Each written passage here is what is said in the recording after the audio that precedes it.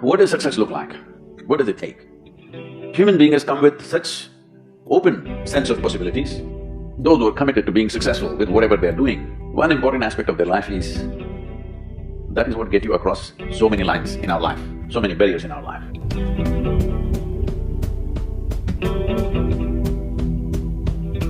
This happened in your school, maybe later in your university, later in your work. It's happening to people, maybe not everyone, but a whole lot of people.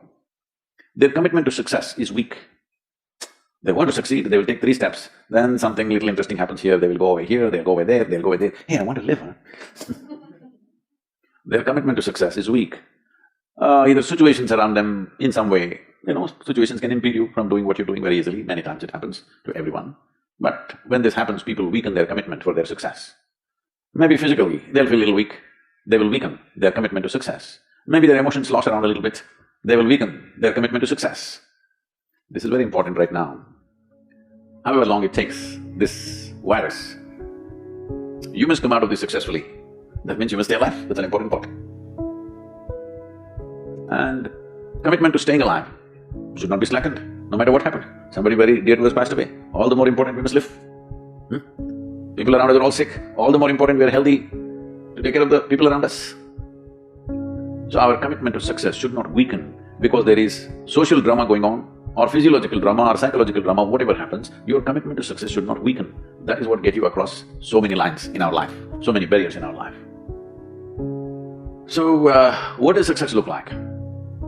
What does it take? You must understand, those who made any significant achievements in their life, they did not, I don't want to take any personal examples of anybody, I'm trying to avoid obvious things that are coming to my mind. Well,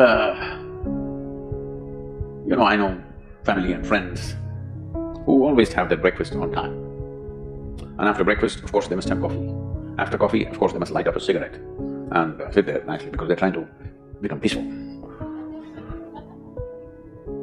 And then they will go to work, come back home exactly on time for lunch, eat lunch, rest for 1 or 2 hours, sleep, then evening have one tea and then smoke, and then again go to work. And at 8 o'clock, 8:30, they're back home for dinner and then maybe other things, drink and this and that and whatever. Well, that's their priority. It's fine, I'm not complaining, it should not be that way.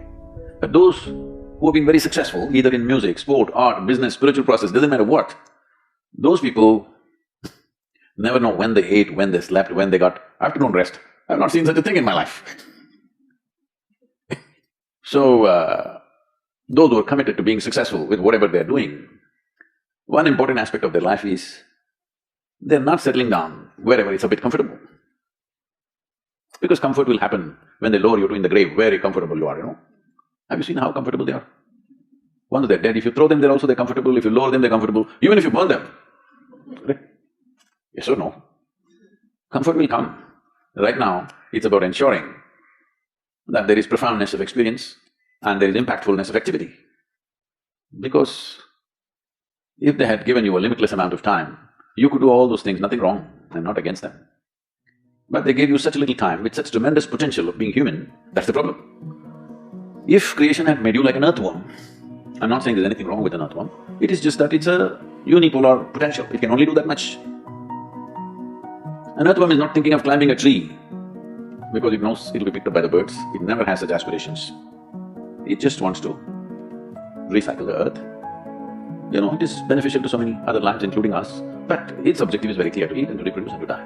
Very clear objectives. That purpose to fulfill, he strives. I don't think he sleeps in the afternoon. I don't think so, because many afternoons I've seen earthworms, they were all vigorously active. But a human being came with too many potentials. Because of that, it needs a certain level of striving for a human being to forget about the world, to consider yourself successful. If your idea of success is you're doing little better than your neighbor, I call that sickness, that is not success. You're happy that your neighbor is worse than you. Is this sickness or success? It is sickness. But in some way you feel fulfilled with what you're doing.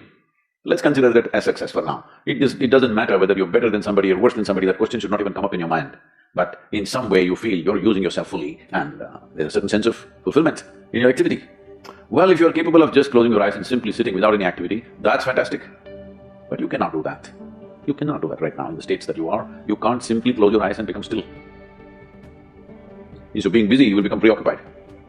That doesn't mean you're improving, that means you're regressing in some way.